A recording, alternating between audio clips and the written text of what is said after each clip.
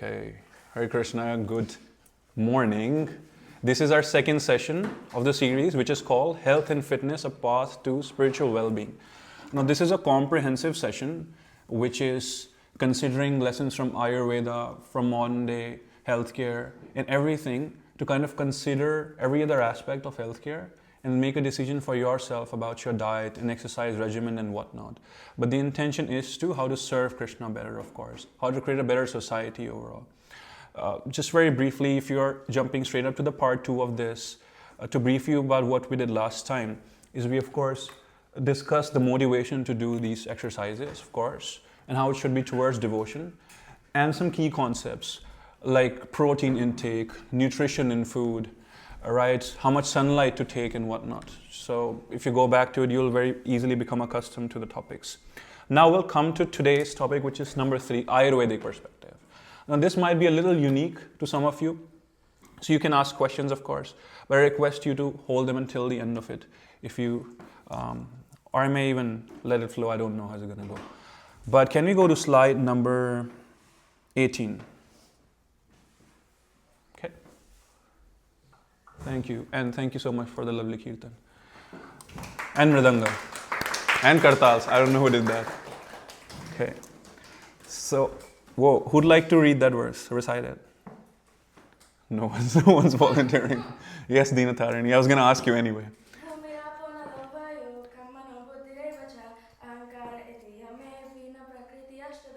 Thank you. That's from Bhagavad Gita 7.4. And translation, if we can read together: earth, water, fire, air, ether, mind, intelligence, and false ego, all together, these 8 constitute my separated material energies. Thank you. So, these are material. We must remember it. So, even when we go through these lessons and we learn about these topics, and you'll see some specific terms coming up, remember it's still material and they're useful. So, we don't want all of us to start to speaking on those terms or start to thinking so much in that direction, because it will create a material point of view ultimately. So we're all familiar with these elements. We've heard of them before, right? But how does that work in Ayurveda? Let's look at it. So what happens is that our entire physical creation is made up of these elements, or the qualities of these elements. It's everywhere in different compositions, in different permutations and combinations. So if I light a fire here, that will have the fire elements to be maximum in it. But that doesn't mean that it doesn't have other elements also. It depends on what kind of fire it is. Blue flame is very different than orange flame, for example, right? But think of them as qualities. And when they operate in our body and our overall environment around us, they don't behave randomly. They usually behave in pairs. And when we consider an Ayurvedic perspective those pairs, then we give them certain terms for the ease of understanding and just study. So first combination is Vata. It's made up of ether and air. Second is Pitta, which is fire and water. Then Kapha, water and earth. Now, do we have all these elements working in us? Yes. That means we have all these 3 qualities working in us. So it's not like you only have 1 or 2 of them, no. But it's just that in people, 1 quality may be dominant over the other 2. In fact, 2 may be dominant too. So we'll look at those. So accordingly, people have different constitutions. Some may be a predominantly Vata type person. And then in that case, their ether and air may be behaving in a certain way. And they may invite related issues. And then they have to do related exercises and food items to consider. So it depends on what body type it is. I have not yet gone into specific. Yeah. So we'll look at them one by one. Also, we'll be hearing the word doshas here repeatedly, but this dosha doesn't mean a problem. It just means a quality. So just quality, just remember that. It's a characteristic. So we'll first look at Vata, which is my personal favorite. And you'll just know why. But before that, the ideal health is a complete balance of 3 doshas in us. They should always be in harmony, and we should try to see, for example, if we're predominantly a Vata person, but that's okay. We should try to see how we can uplift the other 2 and just make us more balanced. Also, some people will be Vata dominant, other person can be Vata Pitta dominant. That means Pitta energy is also very much high in them and working. Now, how do you know? We'll be discussing certain traits with each type so you can get an idea about which of these types could you be. But it's not solid. It's not entirely reliable to just attend a session and get to know your type. Your understanding of your own body and what all is happening in it may just be very limited itself. So the best thing is to go to an Ayurvedic Nadi Vaidya, and they'll be able to check your, it's called a Nadi. It's not exactly a pulse. There's no proper English word for it because there's no model in the English lexicon to map to it. I don't know if it's possible or not, but maybe we can, because I spoke to our leader, like Vishaka Prabhu the other day, and maybe we can invite someone also to have our Nadis being considered. But we have contacts of properly trustworthy Ayurvedic consultants in case you guys need help.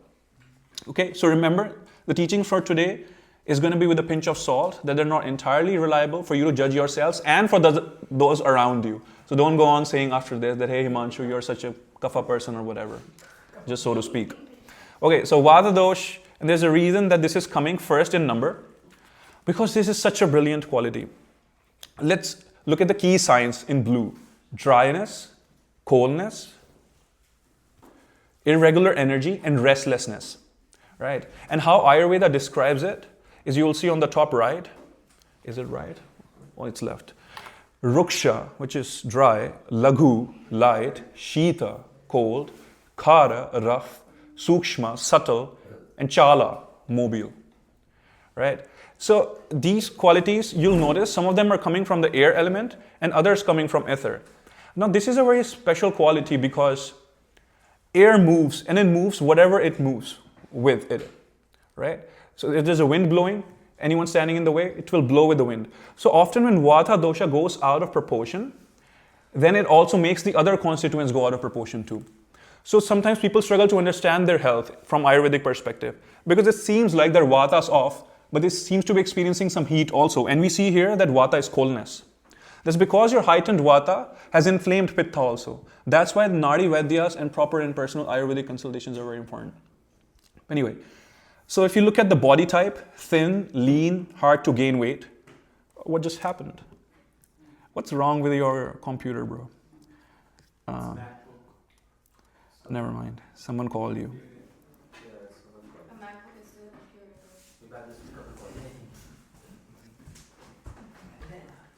I am lost. Computer wala, can you help me? You're lost? I'm lost. I don't know where am I. Oh, I'm back. Thank you. Oh yeah, just your presence. Oh yeah. So if you look at the skin type, dry skin, brittle hair, cold hands, feet. So if you exhibit some of these traits, you have some sense of Vata dominance in you. Mind, look at the mind of this Vata person. Creative, quick to learn, but also restless and easily distracted. Digestion, which is a very characteristic trait of such a person, it's irregular. And their sleep should be irregular usually, like struggling to sleep, or they just go by a few hours of sleep. Another characteristic feature of such a person, I don't know if it's mentioned here, it's in common issues, that they experience irregular pains. Sometimes their head will ache, sometimes they don't know what's happening in their knees aching, whatnot. Anxiety, insomnia, fatigue, constipation and digestive irregularities is a very strong characteristic of this, especially in this part of the world, North America, you'll notice. Now, to understand this better, I'd like to get you an example of what could be a state of mind of a person who's under the influence of heavy Vata.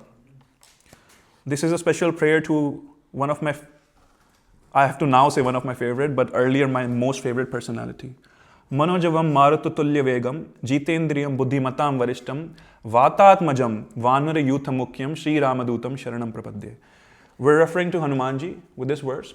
In fact, one of us, our friend Sarthak, he quoted another, it was like a poem, a shloka this morning, that also had the word Vata in it when referring to Hanumanji. This is such a, he's known as Vayu Putra. See, the air element is so much strong here. What's tech wala? Why do you keep messing up with me? So, when Krishna came as Lord Ramachandra, there was an amazing pastime that he or his person decided to burn an entire city down. For the right reasons. Disclaimer. So after burning an entire city made of gold down, which is quite a feat in itself, the task, he goes into a contemplative mood. Hanuman lands on the ocean shore, and you'll be surprised then what he starts to think. As he once again turned to look at the fire that consumed Lanka, Hanuman suddenly became filled with terrible apprehension while listening to the screams of dying Rakshasas. What a fool I have been to set fire to Lanka, Hanuman thought. What if Mother Sita Devi also has been burned? Oh, just see the result of uncontrolled anger, which is the most sinful condition of the living entity, because it causes him to act indiscriminately. What is there that an enraged man will not do or refrain from saying? A person under the sway of anger can murder his own guru or parents and insult the great souls. Only one who has learned to control his anger actually deserves to be called a human being. If I have caused Mother Sita Devi's death, then I have killed my master as well. And so I shall have to give up my life as atonement. To hell with the foolish nature of monkeys that produces actions born of passion and anger. Passionate acts always give certain results, and in this case, I may have become the cause of mass destruction. If Mother Sita Devi has died, Lord Ram and Lakshmana will no longer be able to live. Then one after the other, Bharata, Shatrughna, Sugriva, many others will also give up their lives. Without the shelter of these exalted personalities, all other living entities will gradually become disinterested in life, and I have unwittingly caused the destruction of the entire world. Is this person sounding anxious or overthinking type? And this is Bhakta Shiromani, the top class devotee. And yet he goes into that thought. So this is the state of mind of Vata. Of course, the Leelas and pastimes of the Lord and his devotees are transcendental. I don't want to reduce of anyone, like Hanumanji, who's very dear, to a certain dosha, which is Vata. But in this situation, he's exhibiting that quality. Then there's a whole nectarian pastime to it, which I won't go into right now, unfortunately. But so that's how it feels like if your Vata seems to be imbalanced, that's okay. So some of the best exercises that you can do, and remember here, you have to consider your diet, but also you have to consider exercises, very important for all these three doshas. So something which is gentle, like walking, gentle yoga, strength training is very important for such a person because they don't tend to gain weight easily. They need to squeeze their muscles. Remember in our first session, if you go back to the earlier video, you'll hear about the importance of muscle training and not just walking, running, or swimming. For such people, it's extremely important to squeeze your muscles in.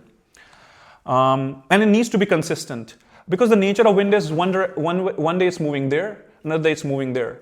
It's not stable. So these people often struggle to come up with and follow a routine.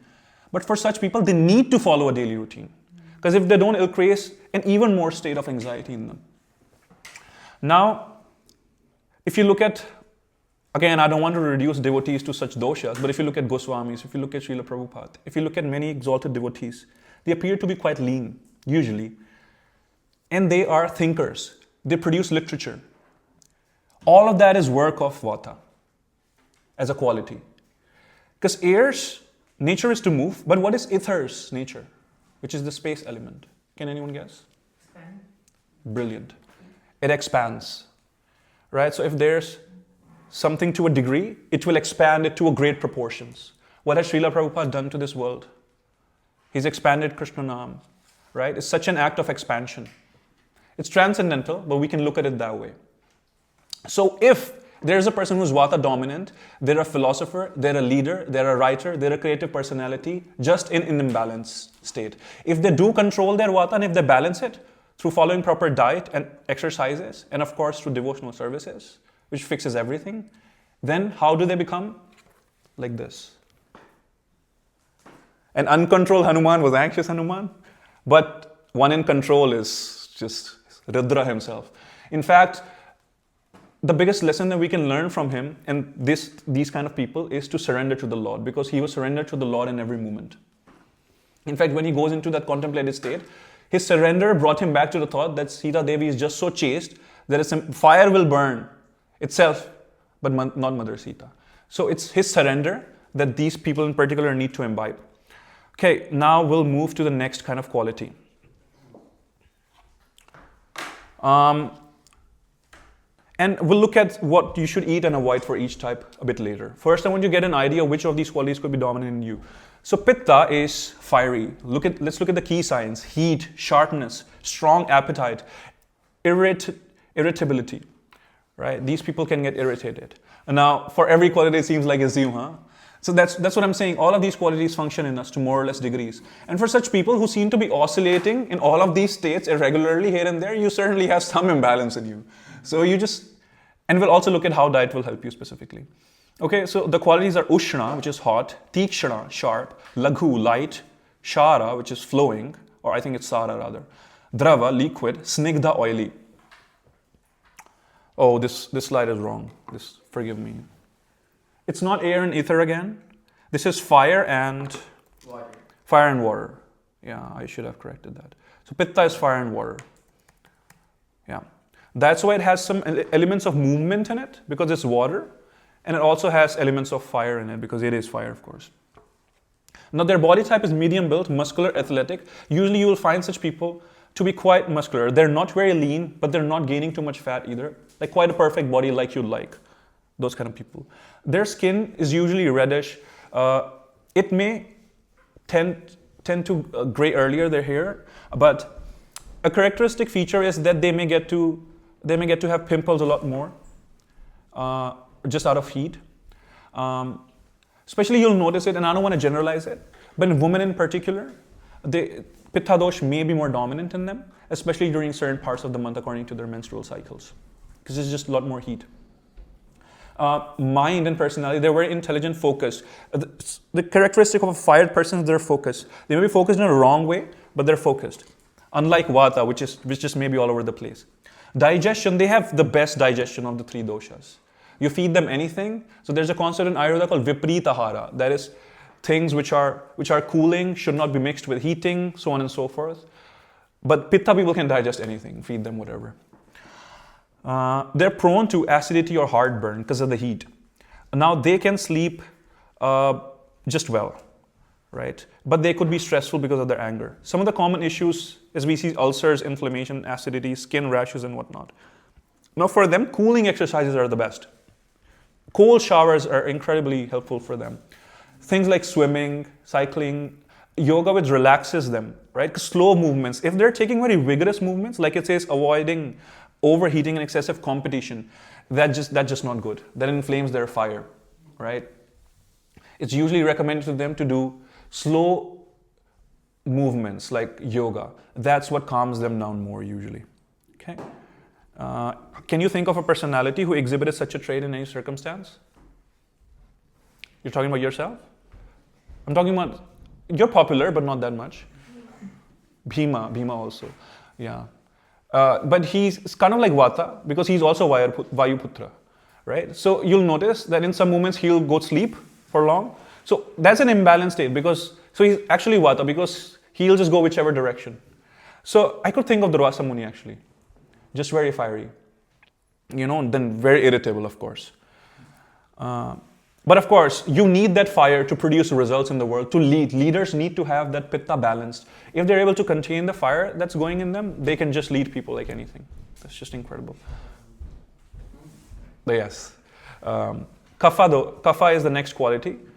Oh, wait, here's right. So earth and water. So the qualities, it says Guru, which is heavy, Shita, cold, Manda, slow, Snigdha, oily, Shlakshina, smooth, Sthira, and stable. Now, with every quality, there are good and bad about them. The key signs are heaviness, oiliness, slowness, stability, tendency to gain weight. So their body types are usually on the heavier side. They gain weight rather easily. Now, their skin is very smooth, oily. In fact, you might spot some of the oily skins from it. They usually try to even avoid having moisturizers because it's like that.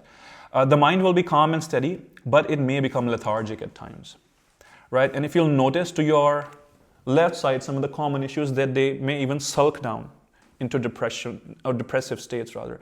So if you make a comparison with Vata type personalities, Kaphas can go like in a sorrow mode more so and isolate themselves. And Vata people can go into more anxious, restless modes. Now you may be going through both. Then you're more likely a Vata dominant person because as I said a few times that this Vata person just can go in any direction because wind moves other qualities also. It inflames your Pitta and Kapha also. Okay, some of the common issues that they have with this health is just unavoidable weight gain, some water retention, which is also related to bloating at times, and yeah, respiratory issues like asthma. Those kind of things are. Can we think of a personality who exhibited such traits at any time? Kumbhakara. Oh, are we vibing or what? Because Kumbhakaran is like Kapha embodied, like Tamas embodied. He sleeps for like 6 months or something? Yeah. Oh yeah. So he goes into such modes. Is Kapha important for you to have as a quality? Yeah, it's very important. Shouldn't you have stability in you? Shouldn't you have a sense of fire and vigor to go for things? So Pitta is also important. And shouldn't you have a sense of vision and direction about life? Yes, so Vata is also important. So harmony is balance. And that's the objective. Now, oh sorry, we skipped the exercises for this one. Such people, because they're sluggish more so, they should be doing vigorous exercises. 20 burpees, go run around the temple 20 times and come back. Fast, they should avoid stagnation. And for other people, you'll be like, get them into a routine. Do the same thing every day. But for such people who are Kapha dominant, they need to be excited. So you rather add some different elements in their routine, to make them uplifted. That actually helps them. Okay, let's look at some of the food. Why are we eating flowers here? I don't know.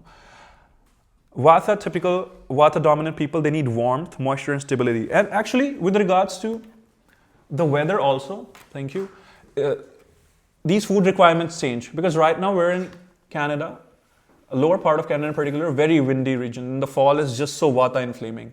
So when you go out, you should also protect yourself from the wind because it inflames your Vata like magic. And it's not good magic. So naturally, you will notice that people in such regions, like the traditional cultures, would be eating such foods. Now, it may not necessarily be moral or dharmic, for example, meat eating, right? But then we'll look at today how to do it in terms of devotional service. So we'll keep it vegetarian, right? So grains like oats, quinoa, wheat, and cooked barley are good for them. Rice, if you want, it should be warmed ideally. But I'll give you a very good suggestion about Vata people is that they should avoid rice, especially in winter. It's just so cooling, right? You should try to get as much as wheat in your diet if possible. And people who are predominantly Vata, they're very lucky in a way because all of the things that you'll ask them to avoid is so-called healthy. Salads, raw food, sprouts, most fruits, right? And what are you asking them to eat? Fatty things, right? Cheese, milk, ghee, rotis, chapatis, desserts, sweets. They should eat sweets. It's very good for them. Sweets with not so much added sugar. It should have natural sugar in them if possible. So these are lucky people. I'm one of them. So legumes are good for them, specifically these ones. But the problem is that legumes can also inflame your vata. So whenever you're eating dal or something, you should always have some ghee or olive oil in it for this specific type of people. Otherwise, dal can also make you overthinking. And especially when you eat rice for this kind of people, try to eat it in the day, not in the night. And with some ghee on it or some oil on it. Vegetables are great for them, particularly root veggies. Potatoes and sweet potatoes, above all, is incredibly good for such a person. And you'll notice a stark contrast with people who are Kapha dominant. It'll switch entirely. They should avoid the food that Vata people should eat. But depending on whether you need to have pretty much everything. Now, fruits are only fruits which are sort of warming in nature. They should be encouraged for like mangoes and peaches. Or you should cook fruits while eating, what am I saying? But when you, for example, eat an apple, and right now you can't, but if you cook it with cinnamon or some kind of a spice, so there are cooked fruits with cinnamon and whatnot, those are just so useful for such people. It really helps them get a balanced mind and calm mind. Okay, dairy is incredibly good for them. If they can digest milk, they must drink a glass of milk before bed. Let me give you a golden tip about avoiding cold in winter. Because for vegetarians, it's very tough. They feel much more cold. In this part of the world, it's just so tough. Some people call it golden milk. But there's one recipe that so this made me feel so hot in winter too. So you can't do it entirely here, but ideally you heat some ghee in a pan. And then in that ghee, you put in some spices. And then you add some milk. Once it heats up a little, ideally boil, but if that's okay, just once it heats up a little bit, put it in a mug, then put some jaggery in it for sweetness, a little bit at least, if not more, and then a little more ghee. Now, if you drink it before bed, you won't feel cold. you'll be much better at tolerating cold. This is a golden recipe for this region. And the spices such as this, we have very few slides left. But the spices, you want me to repeat? Oh, I thought you were saying go fast. Oh, okay. No, so heat some ghee in a pan or whatever, and then put some spices in it. I'll tell you what spices. And then you put milk in it. So the milk should be cooked a little bit, at least in those spices in ghee. So any fat, but ghee in particular, helps to release good qualities from the spices. Like they have certain, they're not micronutrients, but they have, I don't know what are they called, flavonoids or whatnot. No, I don't want to have a wrong word. But it releases good qualities from spices in the ghee, and then you cook some milk in it. If you add some date or fig in it, nothing better than that. That's why traditionally your grandmothers would give you date milk in winters, right? And then you put that milk in the cup, add a little more ghee in it and jaggery for sweetness. You don't add jaggery when you're cooking it because it will make it paneer. It will curdle it, right? So that milk is a great recipe for winters. Black pepper is one of those spices that you can add. You must add it. It's very sattvic also. It's my favorite spice.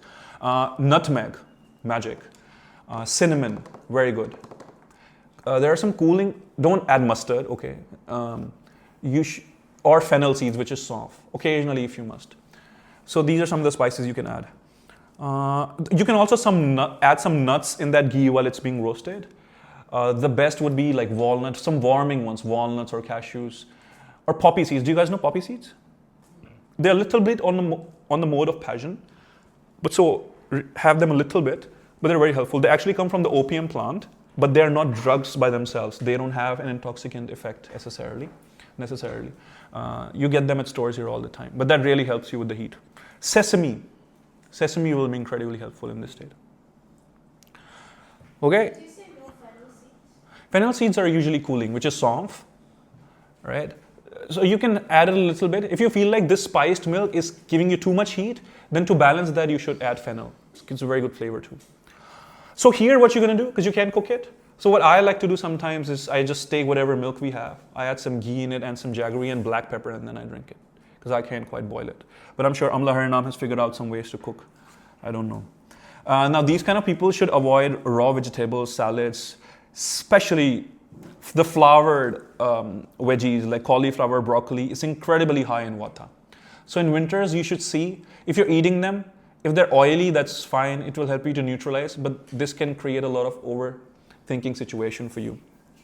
Dry fruits are not good for vata, because if you remembered one of the qualities in vata, it's dryness. So these people need to eat moist foods. Soups are so good for them. Well-oiled breads, pasta, cheesy things are good for them. Another thing that they can do apart from food, and you all must do it this winter, is to have a calming mind, and to balance your vata is called abhyanga, oiling yourself. Now we're following so many things from a Vedic tradition, food, devotion, and this and that. But this is one thing which we tend to ignore, the youngster population especially, because oiling ourselves is archaic. Only grandparents would do that. But that's extremely helpful because our skin absorbs. It's the largest sense organ we have, at least in terms of surface area. It's totally side topic. That's why things with high amount of chemicals and stuff like that, it's not good for you to have like even deodorants and whatnot and moisturizers which are not too natural, right? I like to use just almond oil myself. It's just natural and it works very well on the skin, hair, and everywhere. Huh? Coconut oil is cooling. It's very cooling. Summer is fine. Almond oil is also slightly cooling, so it works well in both winter and summer. And actually, it enriches your skin. Almonds have a lot of good qualities for the skin. What I'm saying is, you should oil yourself at least few times a week if you're experiencing anxiety and such vata-related issues. Whole body is the best. Like, ideally, at least 1.5 hours before you shower or something, you should oil yourself up. And the best oil to use in such a state is, it might be a little stinky, but the best oil to use is sesame oil. Sesame oil is known as king of abhyanga. That produces a lot of heat. So what you can do is put a little bit in a cup or something and heat it in the microwave, right? And then you put it on. And if the entire body is just too much, put it on legs, put it on toes and feet. Especially when you go to bed, you'll sleep like a baby. And you can also put a few drops in your navel. That will help you to generate that heat behind your earlobes. That will also help you to generate that heat, which is very much needed in the winter. Okay, I sound like a Babaji. So Abhyanga is just incredibly helpful for everyone. So people in Kapha types, they should do Abhyanga with coconut oil and should not do it that often. But people in Vata types, sesame oil is the best. Mustard oil is also fine, but that's extremely stinky. I don't like it. They should avoid coconut oil, and almond oil is quite okay, but not the best. They should avoid processed foods, these kind of people. So you're eating biscuits from outside and cookies. How long back was that pack of cookie cooked? 6 months? 4 months? First of all, it's not sattvic. So let me break down that illusion. If anything in this universe doesn't have onion and garlic, then it's sattvic. I'm sorry, it doesn't work like that. It needs to be fresh also. Go read through the purport in Bhagavad Gita. So even to Krishna, at all the temples, we don't offer anything for bhoga which has been cooked for more than 4 or 5 hours. Because after a certain, how much? 3 hours. That's even better. So the point is that fresh foods, freshly cooked foods are really good. If something's been cooked from before, processed foods, that will definitely mess up your vata. So like cold drinks and whatnot, especially that has so much air element in it, right? Popping, that's not good. There are certain things which are very healthy, like raw greens, spinach, karela, which is bitter gourd and stuff. They shouldn't eat it that much though, especially in the winter season, these kind of people, because that will fuel up their vata. And if they must have it, put some ghee on it. Put some ghee on it should be like a song. So you said we should not eat karela and what? Or reduce it or not eat it during winters, especially. I mean, if you are a vata dominant person. Yeah, because that really shoots up the vata. So someone who's kapha type, they should eat a lot of greens. And we'll come to that. Caffeine is just bad. You should avoid it entirely. But in case you're addicted to it, try to reduce it, especially if you're a vata type.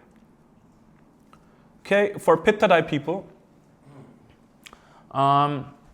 they need cooling. So they need sprouts, they need raw food, they need salads, most fruits. Things like banana. Banana is a very cooling fruit, right? Grapes, melons, pomegranate, you can see it here. Things like that are very good for them. You know cucumber, when you eat cucumber, and one trick I can get you to instantly cool your system down, your grandmothers must have done it so much, is that you put some yogurt in a glass of milk, or you even put some milk, if you find it, in a glass of milk, and you just drink it like that without adding sugar or anything. Milk in a glass of milk? In a water, sorry. So it just should be a little bit of milk and rest water. Yeah. It's good. Yeah. That's what I told my grandma too. But it works. It gives you instant coolness during summer. It's called kachi lassi in Punjab. Yeah.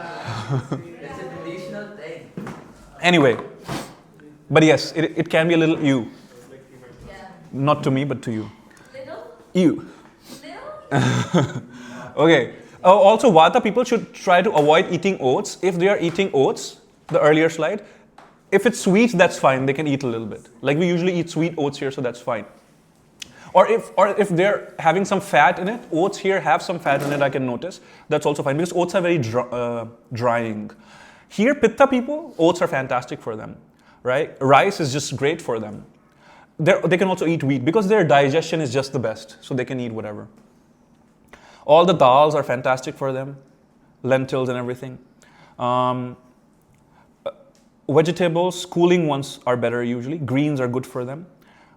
Usually the avoiding list should be seen for such people because they can digest pretty much anything and absorb it. Yeah. So avoid spicy foods, sour food, katta, like pickles. In fact, for vata type people, if you're struggling to digest your food, or in general, if you're experiencing some kind of a bloating or indigestion, Ayurveda recommends you to have pickle. Pickle's not just for taste, it has some spices in it which assists digestion. But don't eat too much of it because it can also increase mode of passion. Okay, they should avoid eating too many oily foods, and especially for them, tamasic foods are off because tamasic foods increase a lot of passion, and they're already very passionate people, these type. Fermented foods also not incredibly good for them. Okay, these are simple people. Just you don't want to be near them when they're angry. Also, there's another characteristic trait of a pitta-heavy person that may help you to notice. They sweat a lot. So if you're someone who sweats a lot, like even when I exercise or dance, I don't sweat much. One time I was even concerned about it. My doctor was like, you should break some sweat, bro. Like, you don't sweat much. So Pitta people will be having a lot of sweat, and typically it's a little stinky also. So you'll also notice when everyone's growing up, during a certain age in puberty, where there's a lot of heat flowing in your body, your sweat is also particularly stinky. The whole high school smells like junkyard. So it's also because Pitta is quite high in that stage of growing up. So if in case you find someone smelling here, don't call them Pitta person, maybe smack some deodorant on them. The way I'm so traumatized by that, the second you said that, I could almost smell it. Mm-hmm. Like, Good. Okay. Okay, let's come to a third category. It's kapha. These kind of people should eat light food. They shouldn't eat much. Overeating is a big no-no for them. It's okay. It's good knowledge. Hey, don't bother him. He's my friend. So there are different grains. So in general, grains are not good because grains are heavy. Remember when we fast for things like Ekadashi in general, the worst thing you can eat is a grain itself, like other than meat, of course, because grains are very heavy to digest. So for kapha people, no.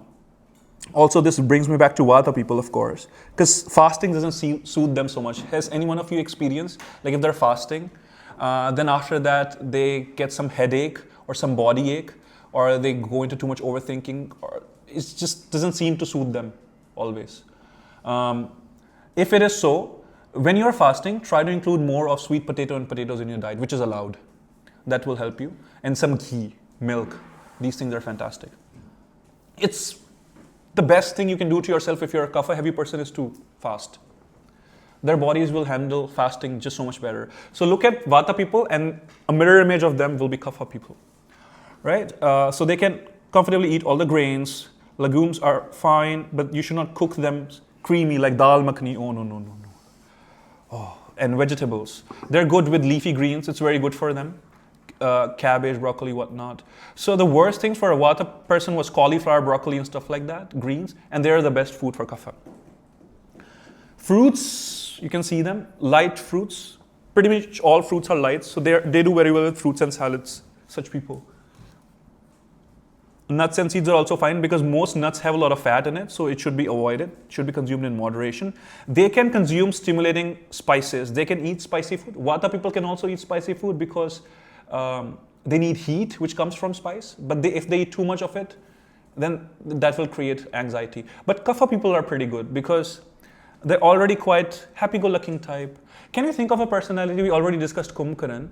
But also think of a person who is like, oh, it's okay, we'll take care of it. You know, happy-go-lucky. Gatodkach. Oh, I thought you were saying yourself. I was like, really?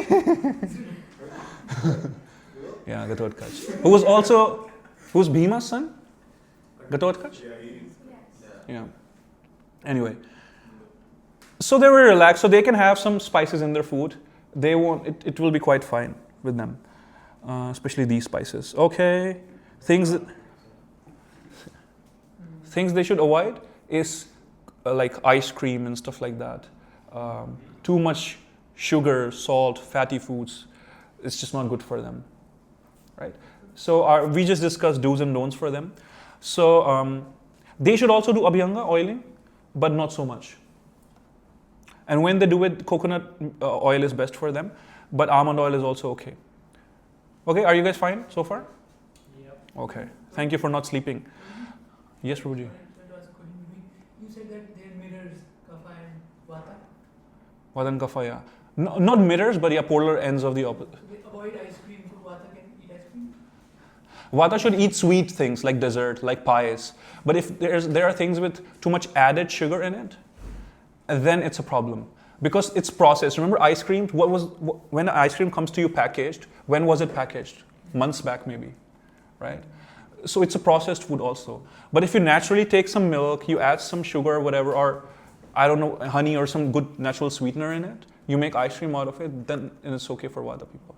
But warming desserts are really good, like pies, warm cakes. Do you know shira? Yeah.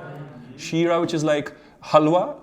So you cook grain with sugar, and especially if you make it moist and liquidy, the halwa, it's called shira. And I'm already salivating, but this is really good for Vata people. And have you noticed when you catch cold, your mothers or grandmothers may have fed you shira, which is usually made out of chickpea flour, that magically makes the cold disappear, because yeah, we already discussed the concepts. It just neutralizes the vata. Okay. So you should also consider weather for your diet, of course. Pitta people, heat people do very well in winter. They like it. They hate summers. People like me, we hate winters because we don't do very well with cold. Yeah, also in your different stages of life, these qualities can change. Like I have had months where I'm more pitta dominant than vata. So need not be too strict about your own understanding. Just observe if you must. But of course, if you observe your body too much, that's also not good because you're becoming materialist. Okay, so in winter, you should eat warming foods, more heavier, soupy foods in general. Now, if you're someone very vata heavy, of course, you shouldn't eat too much of a winter diet, but a little bit. So like this, you should balance everything considering the overall picture. We're cool? It's very easy to understand. Okay, this slide is, oh, what's happening here? Move. You ran away from the women's slide. I understand you're wearing a saffron color, Mr. Monk. But this slide is important to everyone, not just women, because you'll have daughters, maybe, most of you. You have sisters, mothers. So it's just good to have an idea, right? And why are they specially mentioned here? Because you'll notice with the advent of technology, our lifestyles have changed so much. Men are still socially conditioned to follow somewhat of a natural lifestyle, like they'll go out to work out. They'll take a run. But women, especially in some parts of the world, are discouraged to do physical activity. If they start to go and exercise, they're like, are you a guy? Know what I mean? So there's become sort of an imbalance, more so in women that you'll notice. Events like, or not events, but there are issues related to their reproductive health, like this polycystic ovaries on a high. In fact, I have friends, many of them are girls, and I'm just surprised that every third one that I have spoken to, I've discovered that they seem to be going through this. PCOD, or they call it PCOS. Yeah. So of course I've lectured my sister also, but she'd never listen. So yes, so you need to really focus on your health, because also every month you have to go through this menstrual cycle, which is actually a blessing in disguise, but because of the modern lifestyle, it's become more like a curse. Now I was reading this as a concept online, and you people can have a better opinion on it, because I don't want to come across as a mansplainer. Thank you. You're welcome. See, I know all these terms. I was about to have that. Oh yeah, I already apologized. So, traditionally, men also used to get married early, and there was a culture of producing kids, right from quite an early age. And the cycle, menstrual cycle stops when you're pregnant, right? And also when you're lactating, for most women, it doesn't just start immediately. So imagine a woman, what's wrong with you guys? And then, so her cycles are stopping when she's getting pregnant. Now she's delivering, she's lactating, she's doing breastfeeding. Then also the cycle isn't immediately coming up, right? And after a while it may come up again, but she's pregnant again. Well, that's a different concept, but that's how it used to happen traditionally, right? So the number of active cycles that she would experience in her life, it seems to be a little different than what women experience today. Right? And it's not yet been proven medically, but at least Ayurveda seems to believe so. And there are many opinions online that because of this excessive number of cycles that are going on, or at least comparatively excessive, they are having excessive reproductive issues, and their mind's just more restless.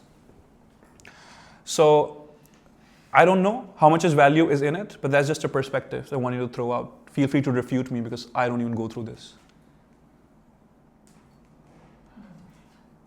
Okay, and especially when they go through menopause or thereafter, there's a dramatic drop of muscles, which is true for men also. When men are aging, and so do women, there's a certain percentage of their body mass which needs to be muscle, but it's dropping. It's just when we age, we're not able to gather and hold muscle mass that often. But having some part of your body as muscle mass is really good for you. It keeps you active, your posture erect, very strong, sometimes you feel like snacking too much. One of the possible reasons that your muscle mass is just not well, and there's a protein deficient in your diet, because carbs release an instant sugar in your blood, and you just get hooked to it, right? So there's less protein in your diet. That's why you may be feeling like snacking again and again. That's a side note on protein's importance. So for women especially, all of these factors are very important to be considered. Okay, so that's pretty much about it. We'll open for questions after this slide. But, so, Oh yes. period is not just that 1 week. The whole month, we go through like different phases, right? Like the luteal phase, the follicular phase, stuff like that. And in some phases, exercising becomes very difficult. And so it's only advised that we do like light exercises, yoga and stretches and stuff, because it can be really taxing on the body. And it can also affect your periods and when you get it, how heavy you get it. Oh yeah. So I don't know if if those, like, if I should consider that with also what type I am. Mm-hmm. How do I have like a nice, Balance. yeah. Yeah, so of course I'm not an Ayurvedic practitioner, so I can't give you a recommendation, but I can tell you some things from my observation. Is that of course in that period, especially if you're tired, you should do less of it. But it depends on how fit you are. Because I've had friends who are almost like athletic, and that's something, thank you. I wanted to talk about that on the women's slide, but I forgot. Because having a fit lifestyle and a strong muscle mass concentration helps you have less of those issues regarding to the cycle overall, muscle cramps and whatnot. Your body is just stronger. And well, to answer your question, yes, during that time, you should not do anything heavy. But how do you maintain yourself during the rest of the time, other than that phase of the cycle itself, is important. So how you prepare yourself, and it'll take some time, it'll gradually build up, right? It's not like if for the first 14 days, you're exercising well enough, so you'll notice some improvement right next in your, whatever is the bleeding phase, sorry, I don't remember the name. But slowly you build up your body, you have more of a muscle mass concentration, and you experience less and less of those effects on your body and your mind and emotions. So you have to have a balance, of course. In fact, you are saying it's recommended to do just light stretches. It's very much recommended to do the light stretches. Not that if you must exercise, do those stretches and yoga. You should do them during those phases. It helps you with a lot of things. I don't want to get into specific details. I'd rather have a friend who's female explain all this, but because I've hung out with yoga practitioners especially, and they've shared with how much it helps them with just handling the cycle overall and the pain and whatnot that comes with it. Also, I realized something else which is not related to being a woman, but it's like we talk about protein and how much you should have according to your weight and your height and stuff like that, right? But the amount of protein that you're consuming, you're not digesting, or like you're not making use of all of it. Mm-hmm. So in that sense, like there's barely any protein in the food that we have here. Oh yes. And even less is actually, used up. So how do we actually hit the protein goals? Oh, that's an excellent question. And that's what we kind of talked around in the last class also, that there's already very less protein in the diet, in a vegetarian diet typically these days, because of the farming practices, not necessarily because of the nature of the food. And then supplements is just that you have to rely on. There's no other means, right? Because what else is there in your plate? You tell me. Okay, and another question. Why do protein shakes smell so bad? Like, Not all of them. When you're having it, it's all right, but it's like when you're washing the utensils and like the mixer and everything, why does it smell like that? Because most of them are whey protein, and milk, if you leave it in a container for a while, it begins to rot, right? So if you're washing it after a couple of hours, something, it's just the dairy part of it which has gone bad. It's nothing to do with it. But yeah, many protein shakes, commercial ones, they come with low-calorie sweeteners to make them appear healthier, which in fact it is. Low sugar is somewhat healthier, generally speaking. So, which is aspartame and whatnot, and those have some weird aftertaste. So they're not the tastiest. But yes, the containers can smell a bit because of the dairy, which may go bad. Rancid, it becomes rancid. Can you go to the next slide, please? I don't think we have time, but maybe we can have some questions later after the session. So this is an important slide that I want to come back to, because it won't be the coolest thing if we're just addressing each other as Vata people, Kapha people after this session. This is just a practical understanding of the concepts for you to mitigate your diet and exercises a little bit, so you can be at your best version. It's just that. But you are a spiritual at the end of the day, right? Oh yeah, so that's what it says. Can you tap that once again? So the goal is to be? Krishna conscious. Yes. Did you tap it? Oh, I didn't see it. Oh, yeah, that's the best identity, and the only real identity that you can have. So never forget that. And a devotee is not even concerned about their health. The Lord takes care of it. You're Vata, Pitta, Kapha, whatever you are. if you're genuinely surrendered to the Lord, we're only discussing this because we're surrendering in stages, in installments, in little packages. A little distress will come, a little heartbreak will happen, a little disappointment will happen, and then we'll go like, okay, I surrender to you. But again, we find something else to entertain our minds with, and then again, the whole cycle continues. If you could just surrender at once, then why not? And then the Lord will just take care right away. But yeah, so when we go to the Prasadam hall, we should think of it as, hey, Krishna's Uchishta is here, Krishna's Prasad is here, he's already tasted it. It shouldn't be like, hey, today the protein-heavy dal has come, or what's there in meal, Is kapha food there on the menu today? It should be like, Krishna's tasted it. That should be the first thought that should come to your mind. It's always the best thing to do. And Krishna says in Bhagavad Gita, I cannot quote it, but I'm sure he said it, you can correct me, is that I give this person all the knowledge who surrendered to me. Something like that. I provide him. Yes. Can you do that louder? Recite it. I'm not sure if it's... Okay, there's a verse in Bhagavad Gita. Yeah. So he provides all the intelligence to his devotees. So organically it will come that you'll be picking up things which are good for you to eat because of his mercy and grace. Okay, so that's about it. Hare Krishna.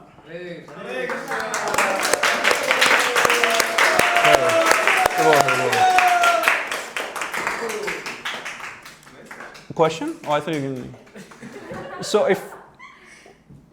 Okay, cool. What's the question? Thank you for a wonderful session. My question is that you mentioned in the Pitta slide, if you can open, Oh, yeah. that it said that the issue is overheating and the best exercise also overheating and excessive competition. So what's the difference in that? Sorry, I couldn't... So issue is overheating. Yeah. And the exercise also overheating. No, it says avoid overheating. Oh, avoid. So right, so if you go for a sprint is like a very rapid running session that will generate a lot of heat. That's really good for Vata and Kapha people, but perhaps not the best for Pitta. They should run a slow marathon instead. Those kind of things. Yes, sir? But what if a Pitta person is getting fat and he wants to lose weight? So that means you could be a Pitta Kapha type person or a Kapha Pitta type person. That both of these doshas are finding predominant expressions in you. But then you should try to, of course, an Ayurvedic consultant, because they will read through your nadi. They'll even tell you to which degree and proportion which dosha is dominant. They'll give you better advice. But consider, so if someone's like Pitta Kapha heavy, then consider Vata aggravating foods which fuel up the Vata, like dry fruits. Fruits which are dry, not moist, which doesn't have a lot of fat, and which green, spinach, leaves, karela, bitter gourd, things like that. All pulses are really good for such people, the kind of people you're talking about, Kapha and Pitta type people. You should eat dal. In fact, I had said don't touch your rice, at least one meal a day. Just eat dal for that meal, and you'll be good. Anyone? Any other question? Yes, sir. So I think so I'm Kapha, but you said Pitta people sweat a lot, so I do whenever I do. It's because Pitta is also aggravated because of your age, right? You're in that very heating kind of just be careful about life. But what I'm saying is, yeah, so you could be Kapha Pitta person also. We have all these dosha functioning in us. And one could be a predominant dosha, other could be a secondary prominent dosha also. And of course you have all three of them, because don't you move? So you have Vata tendencies in you. Does your mind not move and think? Don't you sleep? You sleep also. So you have Vata tendencies in you also. And you have some fire in you. Think of it as blood. Blood is flowing through your veins. There's a movement, it's flowing. So it has Vata quality to it. It has a certain thickness to it, structure to it. So it has Kapha qualities of it. And the blood has a certain temperature, which which provides a material life basis. So it has Pitta quality to it also. So you have all of it. Very good? Okay. Yeah, what's up? No, that's okay. Yeah, so I just wanted to ask, so I see that's dosha. So does this dosha like change or does it stay completely with us to the end? For example, if someone's predominant dosha is vata, so this dosha does it stay for life, or can one's body shift into, let's say, kapha body or kapha dosha? It changes all the time. It also changes according to what fruit you eat. But it's just that there's a natural tendency for one of those doshas to come again up. You know how we study the three modes of material nature? How they constantly keep competing with each other? So the three of them are functioning in all of us. And according to the weather, they may change. Someone's Vata dominant, but in summer they may become Pitta dominant because of the heat. And sometimes It definitely changes according to your age. Like in your upper 20s, it could be different. Lower 20s, it could be different. 30s, 40s, it could be very different. It changes, yes. How can we relate this with material modes of nature? Oh, that's such a philosophical question. I'm not qualified to answer that. But just so you know, the three modes of material nature are the mode of ignorance, tamas, mode of passion, rajas, mode of purity, or what is it? Sattva. Mode of goodness, sattva. So if on the face value you look at it, it seems like sattva is more like vata, because it's light and all. And kapha seems more like tamas, very heavy and all. And passion is like pitta, you know. It seems like it's like that, but it's not like that entirely, because you can take a look at vata, for example. You could be a vata dominant person in mode of passion also, right? And you could be a vata dominant person in mode of goodness also. So if you are Hanumanji, when he was balanced in his mind, always in Ramakaj, he was in the mode of goodness, but he was still vata prominent because he was expanding whatever he was doing. He did all these big works. That's the quality of Ither, which is vata. But he was in the mode of passion or confusion or tamas after burning Lanka. But it was still vata dominant because he was overthinking. So in certain areas, these three concepts will overlap with the Bhagavad Gita's modes of material nature. In other areas, they will not. And honestly, there's very little value other than therapy to consider even thinking in terms of vata, pitta, kapha. It's just much better to live your life in terms of three modes of material nature and having that understanding. Unless you plan to be an Ayurvedic doctor and help others like that, which is fantastic. Okay? Thank you so much, Prabhu. Oh, what's your question, bro? Is it possible to change the balance of the elements to influence my parameters and acquire the desired properties? Absolutely. Does this harm the body? If so, how often? Oh, well, it doesn't harm the body. In fact, that's the objective of this presentation, that you observe these modes, these qualities of Ayurveda in you, and then you balance them through exercise. So if you're someone who's experiencing a lot of heat, you go and take a cold shower, right? You do go and run a slow walking. What am I saying? You go and do a slow walking session yourself. So the purpose is to try to balance that mode, and it doesn't harm your body. It makes it healthier. And on that note, because you reminded me of just two quick things I'll give you as a tip. It need not go live, so I don't know if you want to have it.